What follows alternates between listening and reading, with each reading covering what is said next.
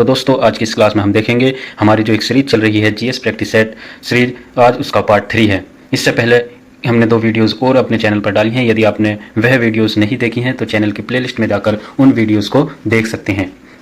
मैं आपको GS practice की जो प्लेलिस्ट है उसका लिंक डिस्क्रिप्शन में डाल दूंगा। तो आइए शुरू करते हैं आज की क्लास। आज का पहला सवाल है, भारत में सीमांत किसानों में कितनी भूमि धारिता वाले किसानों को सम्मिलित किया जाता है। तो क्वेश्चन बेसिकली ये है कि तो कितनी भूमि वाले किसानों को हम सीमांत किसान कहेंगे। तो आइए देखते हैं। इसका सही उत्तर होगा 1 हेक्टेयर, 0 से 1 हेक्टेयर तक भूमि वाले किसानों को हम सीमांत किसान कहते हैं। तो इसका सही उत्तर हो जाएगा 1 हेक्टेयर, ऑप्शन नंबर ए। दोस्तों भारत में जो है भूमि के आकार के आधार पर किसानों को अलग अलग वर्गों में बांटा गया है और उनकी जोत को भी उन्हीं वर्गों में बांटा गया है। तो आइए देखते हैं ये किस प्रकार से है। तो 0 से 1 हेक्टेयर तक भूमि वाले किसानों को जो है सीमांत किसान कहा जाता है और 1 से 2 हेक्टेयर तक भूमि वाले जो किसान होते हैं उन्हें छोटे किसान कहा जाता है। इसी तरह से 0 से 1 हेक्टेयर तक जो जोत होती है, जो भूमि होती है, उस भूमि को सीमांत जोत कहते हैं और उस जोत को रखने वाले किसानों को सीमांत किसान। इसी तरह से 1 से 2 हेक्टेयर तक भूमि रखने वाले किसानों को हम कहते हैं छोटे किसान। तो छोटे किसान कहते हैं और इतनी जोत को हम कहते हैं छोटी जोत। इसी तरह से 2 से 4 हेक्टेयर तक भूमि रखने वाले किसानों को कहते हैं अर्ध मध्यम किसान। तो अर्ध मध्यम किसान इतनी भूमि रखने वाले किसानों को कहा जाता है और इस भूमि को अर्ध मध्यम जोत कहा जाता है। फिर आता है 4 से 10 हेक्टेयर तक भूमि रखने वाले किसानों को कहा जाता है मध्यम किसान। तो मध्यम किसान इनको कहा जाता है और इतनी जोत को हम कहते हैं मध्यम जोत। फिर आते हैं अंत में 10 हेक्टेयर से अधिक भूमि वाले किसान। तो इन किसानों को बड़े किसान कहा जाता है। तो इन किसानों को बड़े किसान कहा जाता है और इतनी जोत भूमि को बड़ी जोत कहा जाता है। तो देखिए दोस्तों, एक ही सवाल से हमने किसानों के वर्गीकरण से संबंधित सभी सवालों को हल कर लिया है। तो आइए देखते हैं अगला सवाल। अगला सवाल है हमारा, द्विस्तरीय पंचायती राज व्यवस्था की सिफारिश किस समिति की थी। तो किस समिति ने जो है द्विस्तरीय पंचायती राज व्यवस्था की सिफारिश की थी। तो दोस्तों जैसा कि हमें पता है कि भारत में जो है पंचायती राज व्यवस्था लागू है और इसको लागू करने के लिए अलग अलग समितियों का गठन किया गया था। तो आइए देखते हैं किस समिति के द्वारा द्विस्तरीय पंचायती राज व्यवस्था की जो है सिफारिश की गई थी। तो इसका सही उत्तर हो जाएगा अशोक मेहता समिति के द्वारा जो है द्विस्तरीय पंचायती राज व्यवस्था की जो है सिफारिश की गई थी। तो अशोक मेहता समिति जो है इसका गठन होता है 1977 में अशोक मेहता समिति का गठन होता है और ये अशोक मेहता समिति जो है अपनी रिपोर्ट देती है 1978 में।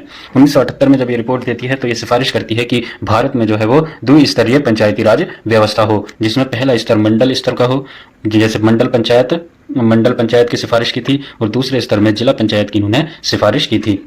बाकी जो सभी समितियां गठित हुई थी, चाहे वो बलवंत राय मेहता समिति हो या फिर सिंघवी या सरकारिया समिति, सब लगभग सभी ने त्रिस्तरीय पंचायती राज व्यवस्था की सिफारिश की थी। तो दोस्तों जो ये अशोक मेहता समिति है, इसी ने भारत में न्याय पंचायत गठित करने की सिफारिश भी की थी। देखते हैं हमारा अगला सवाल है, राज्य पुनर्गठन से संबंधित जेवीपी समिति ने कब अपनी सिफारिश सरकार के समक्ष पेश की थी। तो दोस्तों जेवीपी समिति, इसका गठन जो होता है वो 1948 में होता है, लेकिन इसने अपनी सिफारिश जो पेश की थी वो 1949 में पेश की थी सरकार के समक्ष। दोस्तों इस समिति से पहले, राज्य पुनर्गठन से संबंधित जो समिति जेवीपी समिति है, इस समिति से पहले एक समिति और गठित हुई थी जिसका नाम है एसके धर समिति। तो एसके धर समिति जो है इसका गठन होता है, जो एसके धर समिति थी हमारी, इसका गठन जो होता है वो जून 1948 में इसका गठन होता है, जून 1948। तो जून 1948 में इसका गठन होता है, किसका, एसके धर समिति का गठन जून 1948 में होता है। और इसी समिति की रिपोर्ट के आधार पर जो है एक और समिति का गठन किया गया था जो इस समिति की रिपोर्ट की समीक्षा के लिए बनाई गई थी, जो थी हमारी जेवीपी समिति। इस समिति में जो थे वो 3 सदस्य थे, एक थे जवाहरलाल नेहरू, एक थे सरदार वल्लभ भाई पटेल और एक थे हमारे पट्टाभी सिद्धारमैया। तो पट्टाभी सिद्धारमैया इसमें शामिल थे। ये 3 लोग इस समिति में शामिल थे और दिसंबर 1948 में इस समिति का गठन होता है और ये अपनी सिफारिश 1949 में देते हैं। अगला सवाल है, साइमन कमीशन द्वारा किस वर्ष अपनी रिपोर्ट प्रस्तुत की गई थी। तो दोस्तों साइमन कमीशन हाल ही में जो हाल ही में जो उत्तराखंड कांस्टेबल की अभी परीक्षा हुई है उसमें यही क्वेश्चन पूछा गया था कि साइमन कमीशन द्वारा किस वर्ष अपनी रिपोर्ट प्रस्तुत की गई थी। तो दोस्तों इसका इतिहास देखते हैं। तो साइमन कमीशन का जो घोषणा होती है या साइमन कमीशन का जो गठन होता है वो 1927 में होता है और 1928 में साइमन कमीशन जो है ये भारत आता है। लेकिन यह अपनी रिपोर्ट जो है ये 1930 में पेश करता है और इसी रिपोर्ट के आधार पर हमारा जो है भारत शासन अधिनियम 1935 जो है वो बनाया जाता है। बेसिकली साइमन कमीशन का जो गठन किया गया था वो भारत शासन अधिनियम 1919 की समीक्षा के लिए ही इसका गठन किया गया था। अगला सवाल है 2011 की जनगणना के अनुसार किस राज्य की दशकीय वृद्धि दर भारत में सबसे कम है। तो सबसे कम दशकीय वृद्धि दर वाला राज्य जो है वो भारत में नागालैंड है। तो नागालैंड की दशकीय वृद्धि दर भारत में सबसे कम है। दोस्तों देखते हैं 2011 की जनगणना के अनुसार और अन्य आंकड़े जो है वो भारत में क्या क्या हैं। तो हमने देखा कि सबसे कम दशकीय वृद्धि दर वाला राज्य तो हमारा नागालैंड हो गया, लेकिन सबसे अधिक दशकीय वृद्धि दर वाला राज्य जो है वो मेघालय हो जाएगा। तो मेघालय जो है वो सबसे अधिक दशकीय वृद्धि दर वाला राज्य हो जाएगा। लिंगानुपात में सबसे अधिक लिंगानुपात वाला जो राज्य है वो हमारा केरल हो जाएगा और सबसे कम लिंगानुपात वाला राज्य जो है वो हमारा हरियाणा हो जाएगा। फिर इसके बाद आता है जनघनत्व। तो जनघनत्व में सबसे अधिक जनघनत्व वाला राज्य जो है हमारा वो बिहार हो जाएगा। सबसे अधिक जनघनत्व वाला राज्य बिहार हो जाएगा और सबसे कम जनघनत्व वाला राज्य हमारा अरुणाचल प्रदेश हो जाएगा। इसके बाद आता है साक्षरता। तो साक्षरता में हमारा सबसे अधिक साक्षरता वाला राज्य जो है वो केरल हो जाएगा। सबसे अधिक साक्षरता वाला राज्य जो है वो केरल हो जाएगा और सबसे कम साक्षरता वाला राज्य जो है वो बिहार हो जाएगा। तो अगला सवाल है निम्नलिखित में से कौन एक सही सुमेलित नहीं है। तो आइए देखते हैं निम्नलिखित में से कौन सा सही सुमेलित नहीं है। तो उत्तर मीमांसा के जो प्रवर्तक हैं बादरायण हैं, ये बिल्कुल सही है हमारा। और पूर्व मीमांसा के जो प्रवर्तक हैं वो जैमिनी हैं, ये भी बिल्कुल सही है। और वैशेषिक जो है हमारा दर्शन, इसके जो प्रवर्तक हैं वो कणाद हैं, ये भी हमारा सही हो जाएगा। फिर आता है न्याय दर्शन के जो हमारे प्रवर्तक हैं वो कपिल नहीं है, बल्कि न्याय दर्शन के जो प्रवर्तक हैं हमारे गौतम जो है हमारे न्याय दर्शन के प्रवर्तक हैं। तो कपिल किस दर्शन के प्रवर्तक हैं। तो कपिल जो है वो सांख्य दर्शन के प्रवर्तक हैं। तो कपिल सांख्य दर्शन के प्रवर्तक हैं। तो हमारा सही उत्तर हो जाएगा। इसमें पूछा है गलत कौन सा है, तो गलत हो जाएगा हमारा न्याय दर्शन कपिल। तो ऑप्शन नंबर डी इसका सही हो जाएगा। अगला सवाल है प्राचीन भारतीय शिलालेखों के बारे में निम्नलिखित कथनों में से कितने कथन सही हैं। तो देखते हैं कौन कौन से कथन जो है वो भारतीय प्राचीन शिलालेखों के संबंध में सही है। तो सही कथन हमें चुनने हैं। पहला कथन है प्रारंभिक शिलालेख संस्कृत में थे। तो जो प्रारंभिक शिलालेख क्या संस्कृत में थे, ये हमारा गलत हो जाएगा।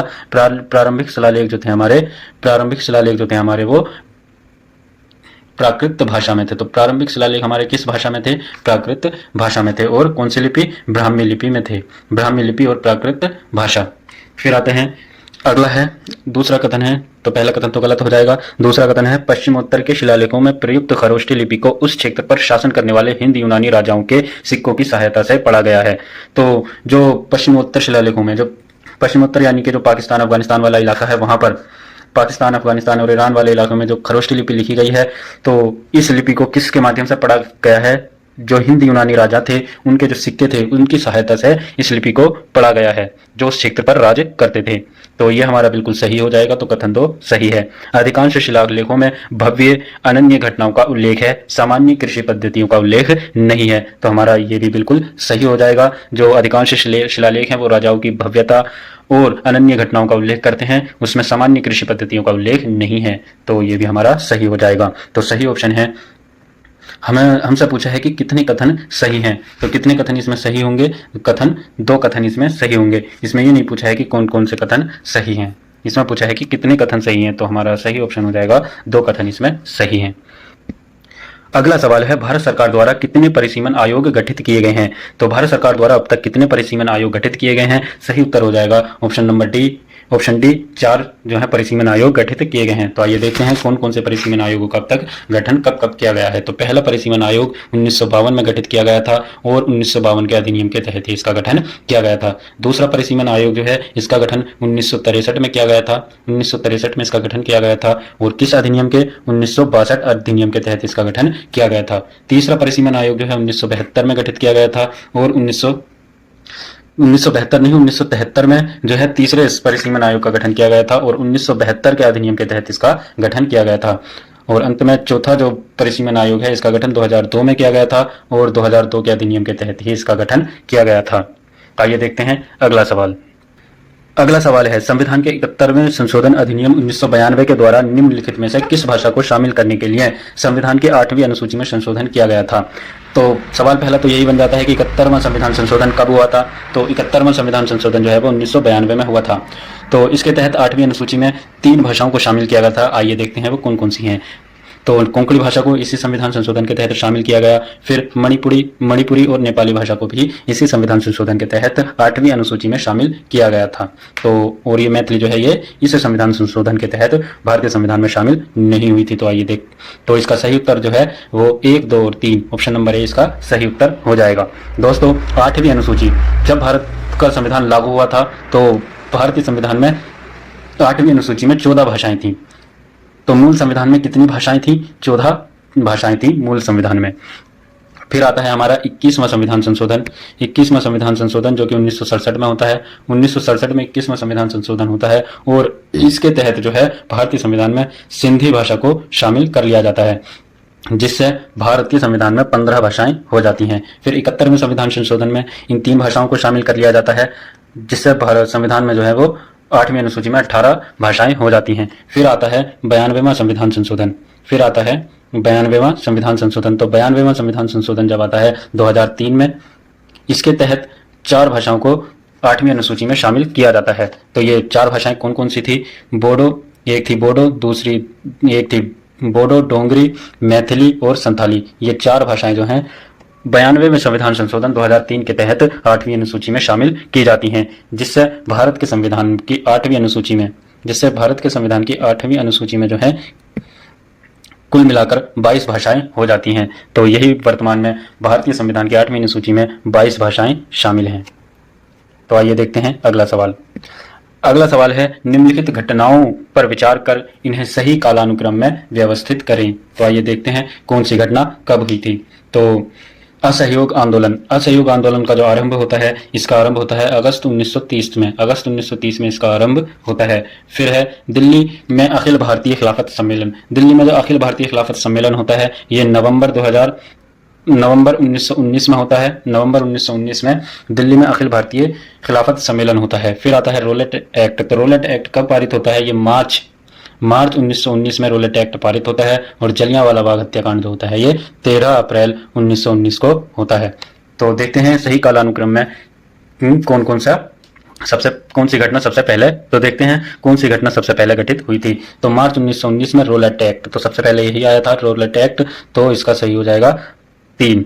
तो रोलेट एक्ट आया था तो पहला आ जाएगा 3। फिर इसके बाद जलियांवाला बाग हत्याकांड होता है, फिर आ जाएगा 2, फिर आ जाएगा 4, 13 अप्रैल 1919 को। फिर आती है दिल्ली में अखिल भारतीय खिलाफत सम्मेलन जो कि 1919 में होती है, नवंबर 1919 में, तो हो जाएगा 2। फिर आ जाएगा असहयोग आंदोलन जो कि 1930 में हुआ था। तो 4 का हो जाएगा, अंत में आ जाएगा 1। तो 3, 4, 2, 1 इसका सही उत्तर हो जाएगा ऑप्शन नंबर बी। 3, 4, 2, 1 सही उत्तर हो जाएगा। अगला सवाल है, राज्य विधानसभा निम्नलिखित में से किसके निर्वाचन में भाग लेती है। तो राज्य विधानसभा जो है किस किस के निर्वाचन में भाग लेती है, आइए देखते हैं। तो भारत के राष्ट्रपति के निर्वाचन में क्या राज्य विधानसभा भाग लेती है? तो ये बिल्कुल सही है। राज्य विधानसभा जो है राष्ट्रपति के निर्वाचन में भाग लेती है। क्या उपराष्ट्रपति के निर्वाचन में राज्य विधानसभा भाग लेती है? तो ये गलत हो जाएगा, ये इसके निर्वाचन में भाग नहीं लेती है। राज्यसभा के सदस्यों के निर्वाचन में भाग लेती है? बिल्कुल हाँ लेती है। और राज्य विधान परिषद के सदस्यों के निर्वाचन में भाग लेती है, ये भी हमारा सही हो जाएगा। तो 1, 3, 4 ऑप्शन नंबर बी इसका सही उत्तर हो जाएगा। आइए देखते हैं अगला सवाल। तो अगला सवाल है, कौन सा संवैधानिक प्रावधान ग्राम सभा के गठन से संबंधित है। तो ग्राम सभा के गठन, दोस्तों जैसा कि हमें पता है कि अनुच्छेद 243 एक बहुत बड़ा अनुच्छेद है जो कि पंचायतों से संबंधित है। और इसमें अनुच्छेद 243 ओ तक के अनुच्छेद जो है इसमें शामिल हैं। तो अनुच्छेद 243 ओ तक के इसमें अनुच्छेद शामिल हैं। तो देखते हैं किस अनुच्छेद में ग्राम सभा के गठन से संबंधित प्रावधान है। तो ग्राम सभा के जो गठन से संबंधित प्रावधान है वो ऑप्शन नंबर डी अनुच्छेद 243 ए में ग्राम सभाओं का गठन किया गया है। अनुच्छेद 243 बी जो है इसमें पंचायतों के गठन की बात कही गई है। और अनुच्छेद 243 सी में पंचायतों की जो संरचना है उसकी चर्चा की गई है। और अनुच्छेद 243 डी में जो है वो SC ST OBC के आरक्षण की बात कही गई है। अगला सवाल है सिंधु सभ्यता संबंधित है, तो सिंधु सभ्यता किस ऐतिहासिक युग से संबंधित है। तो दोस्तों जैसा कि हमें पता है कि इतिहास को हम 3 भागों में बांटते हैं, प्राग ऐतिहासिक, आद्य ऐतिहासिक और ऐतिहासिक युग। तो प्राग ऐतिहासिक युग क्या होता है, तो प्राग ऐतिहासिक युग ऐसा युग होता है जिसके प्रमाण तो हमें प्राप्त हैं लेकिन वो लिखित में नहीं मिलते हैं, वो हमें कप मार्क्स या फिर औजारों के माध्यम से ही मिलते हैं, इनका कोई लिखित प्रमाण नहीं है, तो उसको हम कहते हैं प्राग ऐतिहासिक युग। इसको हम पाषाण युग भी कहते हैं। पाषाण युग को हम 3 भागों में बांट देते हैं, पूरा पाषाण काल, मध्य पाषाण काल और निम्न पाषाण काल। फिर आता है हमारा आद्य ऐतिहासिक युग। आद्य ऐतिहासिक युग वह युग है जिसमें हमें लिखित में प्रमाण तो मिले हैं लेकिन उसको हम पढ़ नहीं पाए, यानी कि उनको पढ़ा नहीं जा सका, तो उस इतिहास को हम कहते हैं आद्य ऐतिहासिक युग। तो आद्य ऐतिहासिक युग में जो है हमारी सिंधु सभ्यता शामिल है, और सिंधु सभ्यता के भी जो हमें प्रमाण लिखित में तो मिलते हैं लेकिन हम उसको पढ़ नहीं पाए हैं, तो हम इस सभ्यता को आद्य ऐतिहासिक युग में रखते हैं। फिर आता है हमारा ऐतिहासिक युग। ऐतिहासिक युग जिसके हमें प्रमाण लिखित में भी मिलते हैं और हम उसको पढ़ भी सकते हैं, तो ऐसे इतिहास को हम ऐतिहासिक युग कहते हैं। ऐतिहासिक युग को 3 भागों में बांटा गया है, प्राचीन इतिहास और मध्यकालीन इतिहास, फिर अंत में आता है आधुनिक इतिहास। अगला सवाल है 1857 की क्रांति के संबंध में किसने कहा था कि यह अंग्रेजों के विरुद्ध हिंदू और मुसलमानों का षड्यंत्र है। तो हिंदू और मुसलमानों का षड्यंत्र 1857 की क्रांति को किसने कहा था, अंग्रेजों के विरुद्ध हिंदू और मुसलमानों का षड्यंत्र। तो ये कहा था आउटरम और टेलर ने इसको अंग्रेजों के विरुद्ध हिंदू और मुसलमानों का षड्यंत्र कहा था। तो देखते हैं जॉन लॉरेंस जो है, इन्होंने 1857 की क्रांति को क्या कहा था, तो इन्होंने कहा था कि यह एक पूर्ण सिपाही विद्रोह था। तो पूर्ण सिपाही विद्रोह किसने कहा था, जॉन लॉरेंस ने कहा था। और ईसाई धर्म के विरुद्ध एक धर्म युद्ध किसने कहा था, तो ईसाई धर्म के विरुद्ध एक धर्म युद्ध जो है वो रीड ने कहा था। फिर यह सभ्यता और बर्बरता के बीच संघर्ष है, तो सभ्यता और बर्बरता के बीच संघर्ष 1857 की क्रांति को किसने कहा था, टी आर होम्स ने कहा था।